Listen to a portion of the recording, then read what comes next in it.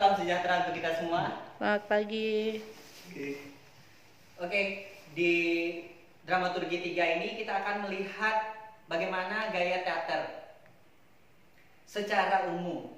Nah, target pertemuan kita pada pertemuan kali ini yaitu mengetahui secara umum gaya teater. Gaya teater itu adalah bagaimana penulisan yang pada zamannya, kemudian penulisan itu melihat estetika penulisan pada zaman itu dan kebutuhannya apa. Kita mulai dari teater klasik. Nanti kita akan melihat ada 4 diantaranya, ada teater Yunani klasik, teater Romawi klasik, teater abad pertengahan, teater Renaissance, dan juga selanjutnya kita akan melihat teater realis, lalu teater simbolis, dan teater surrealis. Nah, teater klasik ini terbagi menjadi 4, yaitu teater Yunani klasik, teater Romawi klasik, teater abad pertengahan, teater Renaissance. Lalu ada teater realis dan postrealis. Postrealis itu teater simbolis dan teater surrealis. Dari banyak macam teater ini, pasti kita akan melihat bagaimana pada zaman itu kebutuhan teater untuk apa? Apakah itu sebagai sebuah ritual keagamaan atau pemberian informasi tentang norma-norma, atau bagaimana kita melihat sebuah kehidupan. Dan seperti yang kita ketahui ya, pada zaman di teater klasik ada banyak tokoh-tokoh yang menggambarkan atau memberikan naskah-naskah tragedi. Jadi pastinya akan ada banyak tentang peristiwa-peristiwa kematian atau bencana seperti itu. Nah, di situ pasti kita akan melihat bagaimana bahwa teater itu menunjukkan bahwa apakah itu boleh dilakukan oleh manusia, apa akibatnya jika itu terjadi pada manusia itu sendiri. Kita mulai melihat dari teater Yunani klasik. Waktu saya melihat dan mencari informasi, kata-kata yang paling menarik adalah teater Yunani klasik ini lahir seperti Dewi Athena yang keluar dari kepala Zeus. Kalimat ini menurut saya menunjukkan bahwa teater Yunani klasik sangat agung dan luhur. Karena agung dan luhur, otomatis kita bisa membayangkan bahwa pemain-pemainnya pasti bukanlah orang yang sembarangan. Dan juga di dalamnya, dalam proses pertunjukan ini ingin menunjukkan kepada kita bahwa bagaimana teater ini merupakan ritual penyembahan dewa Dionysius, menjadi sangat sakral. Kemudian menggambarkan tokoh yang agung dan besar. Jadi bagaimana relasi raja dan relasi juga dengan dewa. Kemudian bahasa yang digunakan juga bahasa yang melodius dan berirama. Jadi melihat bagaimana sajak-sajak yang digunakan dan terlihat megah.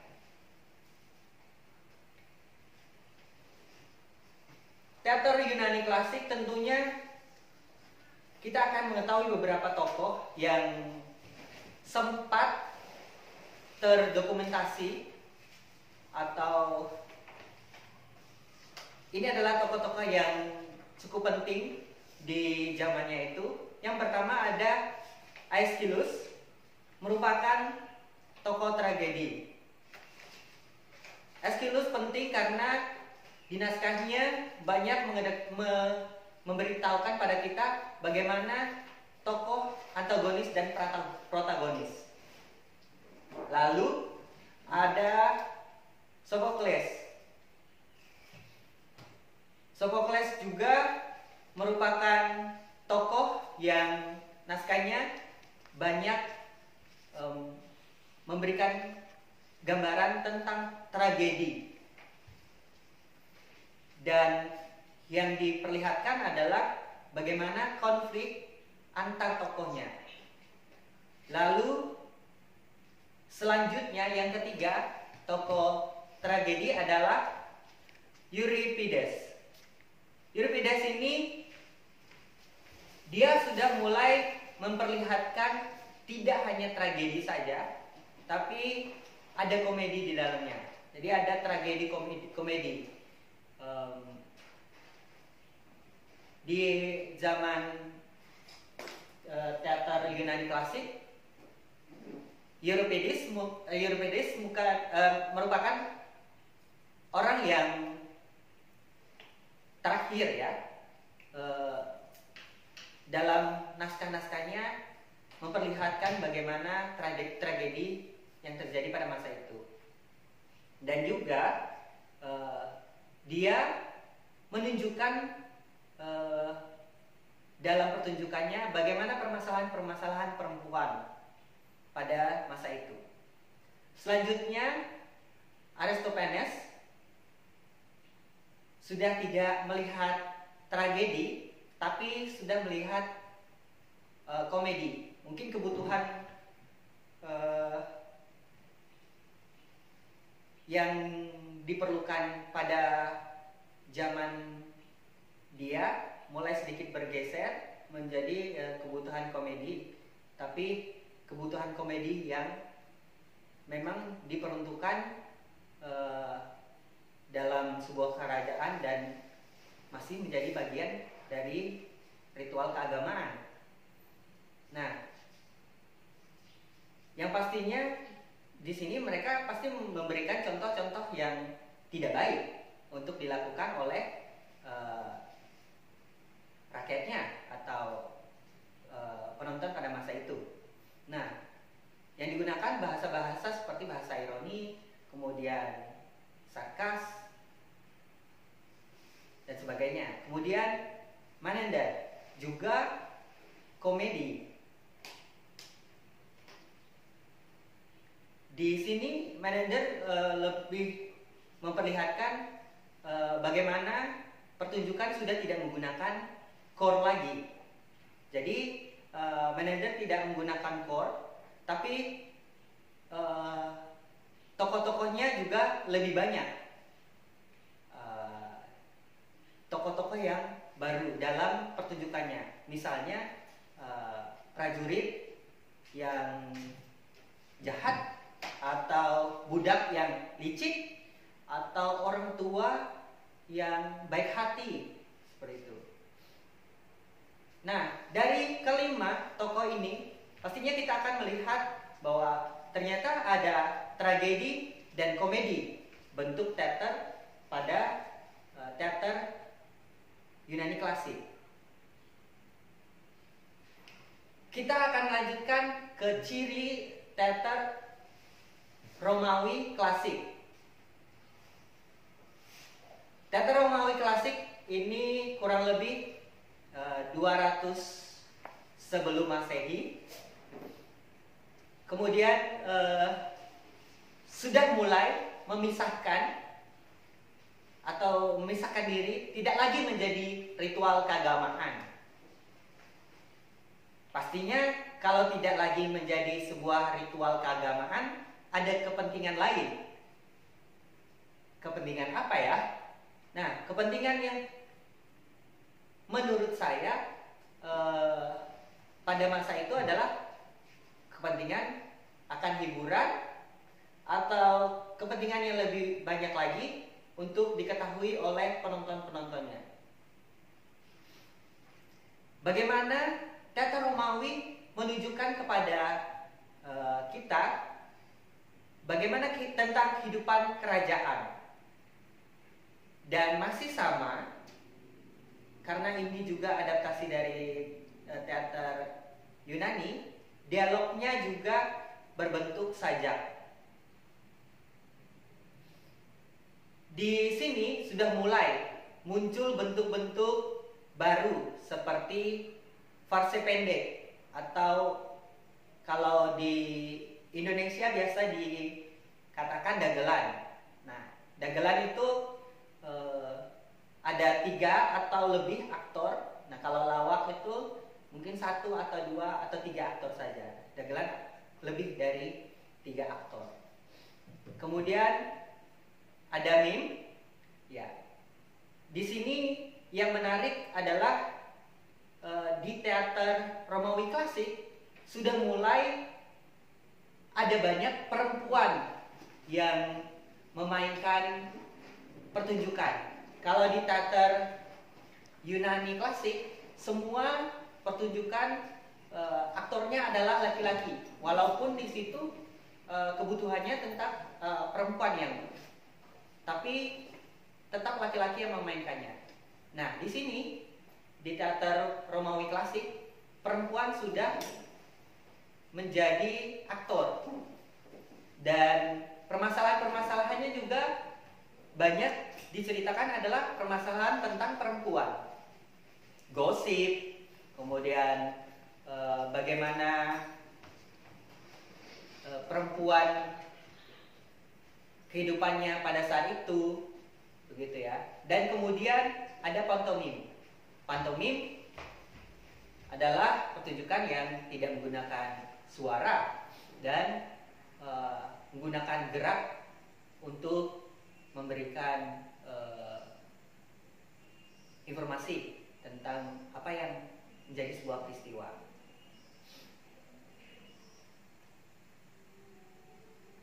Tokoh yang penting pada masa itu adalah Lucius Annius Seneca. Jadi dia merupakan tokoh tragedi juga. Dan di sini dari informasi yang saya dapatkan, Seneca ini adalah penasehat raja. Jadi bisa dibayangkan ketika penasehat raja membuat sebuah pertunjukan, pasti yang terjadi adalah pertunjukan-pertunjukan yang memperlihatkan bagaimana sebuah aturan dalam kerajaan, apakah itu boleh atau tidak boleh. Nah, kalau di Yunani klasik mungkin lebih banyak ke benar atau tidak benar, karena ritual agama, salah atau benar. Nah, kalau di Romawi lebih memperlihatkan ini boleh atau tidak boleh. Bentuknya semakin banyak, jadi tidak hanya tragedi dan komedi saja, tapi sudah mulai ada fase pendek, meme dan pantomim. Selanjutnya kita akan melihat ciri teater pada abad tengah. Pada abad tengah ini terjadi 2 masa. Ini adalah 600 tahun sesudah Masehi. Ada masa kegelapan dan masa keemasan. Kegelapan itu karena terjadi ada banyak sekali perang antar suku dan bangsa. Jadi tidak ada banyak pertunjukan yang berkembang pada saat itu. Kemudian ada masa keemasan. Nah, di sini sudah mulai muncul lagi teater sebagai ritual. Lalu ini apa bedanya dengan teater Yunani klasik? Nah, di sini yang diperlihatkan adalah pertunjukan-pertunjukan agama yang diperlihatkan adalah pertunjukan di gereja. Lalu karena pada masa kegelapan pertunjukan itu sulit berkembang, mungkin ada tapi tidak banyak. Nah, pada masa ini ada keinginan orang untuk membuat sebuah pertunjukan dan keinginan untuk ditonton. Nah, selain itu pada masa ini juga pertunjukan dibuat untuk memberi pemahaman tentang ajaran-ajaran agama. Cirinya tentu kita bisa dapat melihat ya. Pertama, bernuansa keagamaan, karena ini memang muncul dari gereja. Kemudian dimainkan oleh aktor universitas. Lalu bahasa yang digunakan adalah bahasa setempat. Jadi misalnya kalau kita di Jambi ya, mungkin orang-orang akan menggunakan bahasa Jambi. Kalau pertunjukannya di Jakarta ya menggunakan bahasa Jakarta. Tapi ini dilakukan di masa abad tengah pada waktu itu ya, sesuai dengan kebutuhan pada masa itu di tempat itu juga. Nah, drama yang ada pada masa itu memang tidak memiliki nama pengarang, karena ada banyak sekali pertunjukan pada masa itu. Ceritanya juga didominasi tentang surga dan neraka. Jadi kita bisa bayangkan ketika cerita tentang surga dan neraka pasti sama. Ini adalah hal yang benar dan salah. Dan apakah ini pada akhirnya boleh dilakukan atau tidak boleh dilakukan? Dan pastinya akan menceritakan tentang bagaimana kehidupan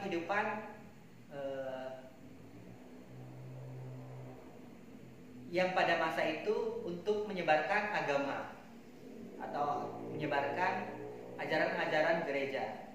Bisa jadi tentang santo dan santa, seperti itu.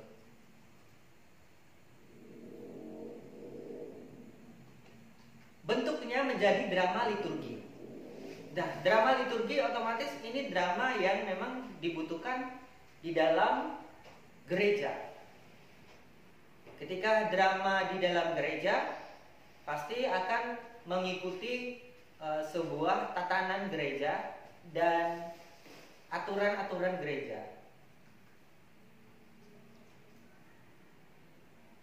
Akan memperlihatkan bagaimana kehidupan surga misalnya, dengan nyanyian-nyanyian suara seperti suara-suara klasik ya, karena pada zaman itu memang membayangkan suara-suara malaikat itu seperti itu. Nah, lalu ada mention ini teater keliling. Jadi teater keliling ini teater yang berada di luar gereja. Mereka menggunakan kereta untuk dari satu tempat ke tempat yang lain untuk membuat sebuah pertunjukan dan menunjukkan bagaimana pertunjukan-pertunjukan itu akan diberikan. Lalu kita akan beralih ke abad 17. Abad 17 ini adalah teater Renaissance.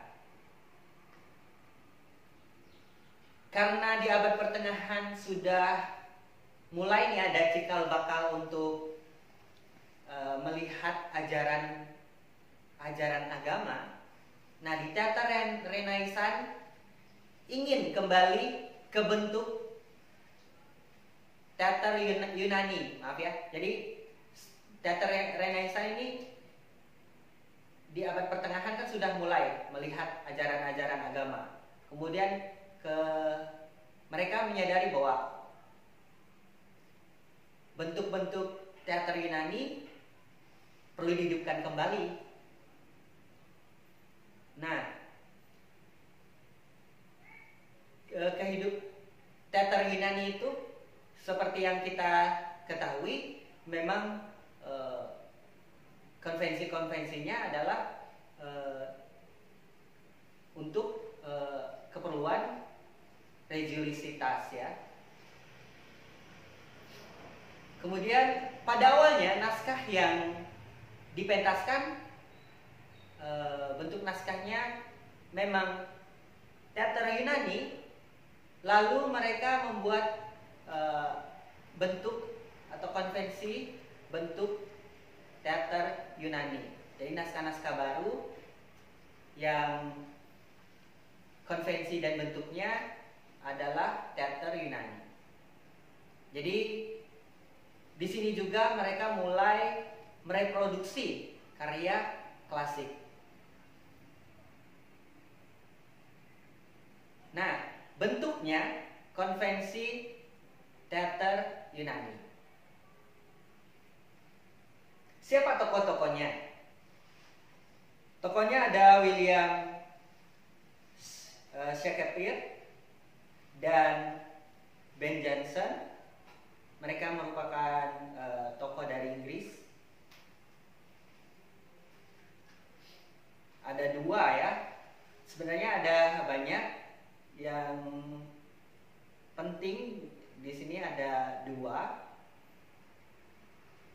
Jadi pada periode teater klasik kita bisa melihat bahwa teater klasik itu kurang lebihnya 500 tahun sebelum Masehi, lalu dilanjutkan oleh teater Romawi klasik pada tahun kurang lebih 200 sebelum Masehi, berlanjut lagi ke teater abad tengah tahun 600 sesudah Masehi, dan teater Renaissance di abad ke-17.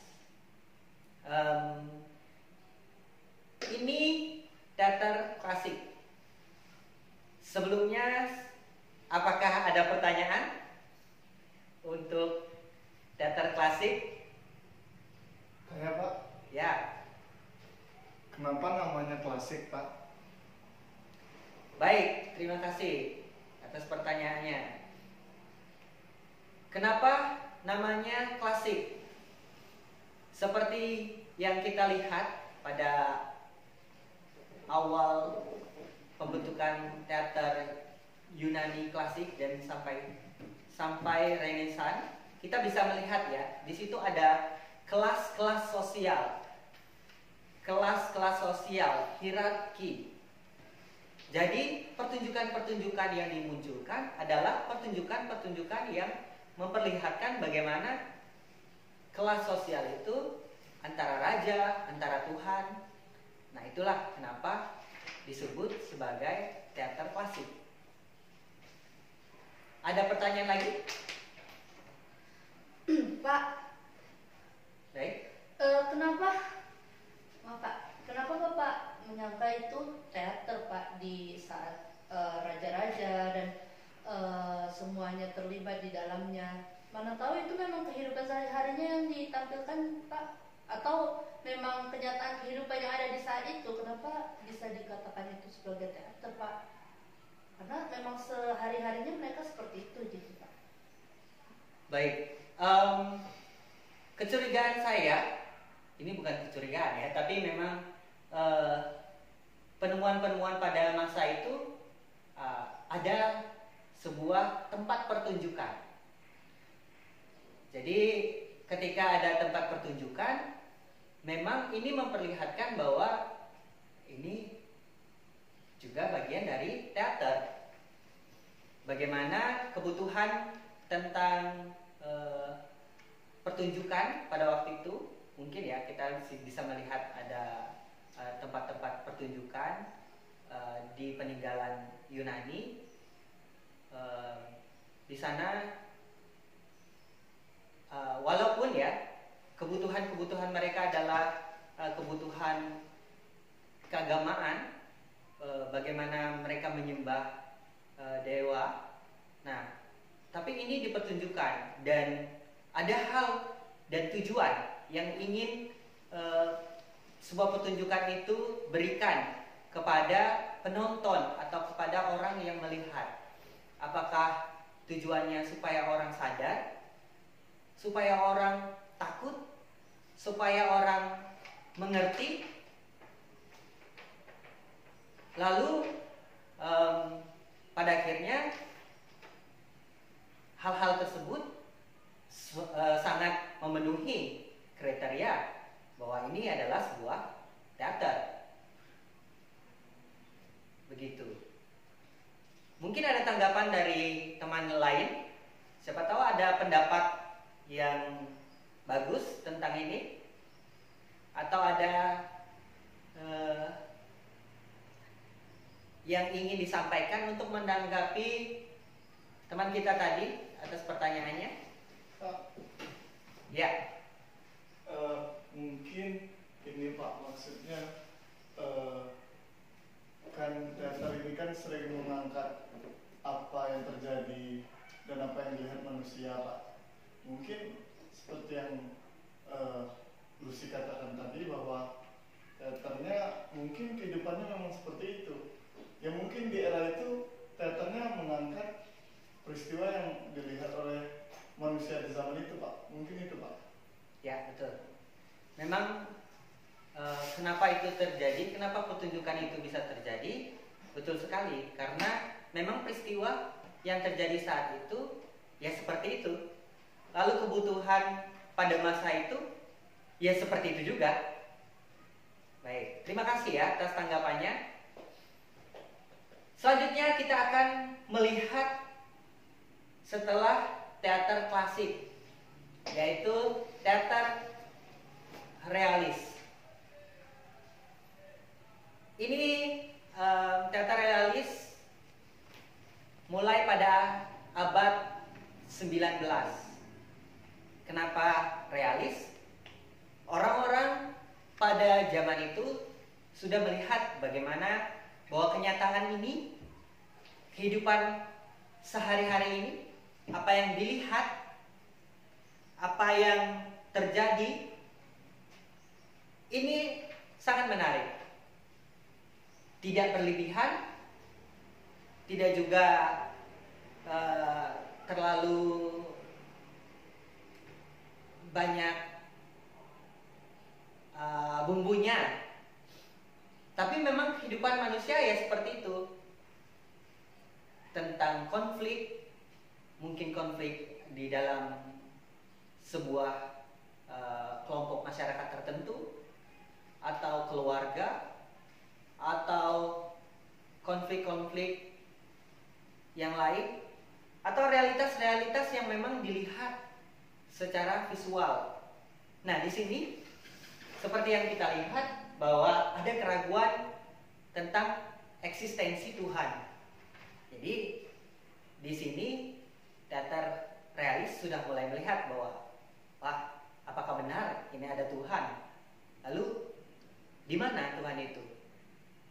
Nah, sesuatu yang tidak bisa dilihat, tidak ada realitanya, tidak ada kenyataannya, itu menjadi sebuah pertanyaan yang besar, kemudian menjadi sebuah inspirasi bagi masyarakat pada zaman itu untuk membuat sebuah pertunjukan yang berbeda dengan zaman klasik.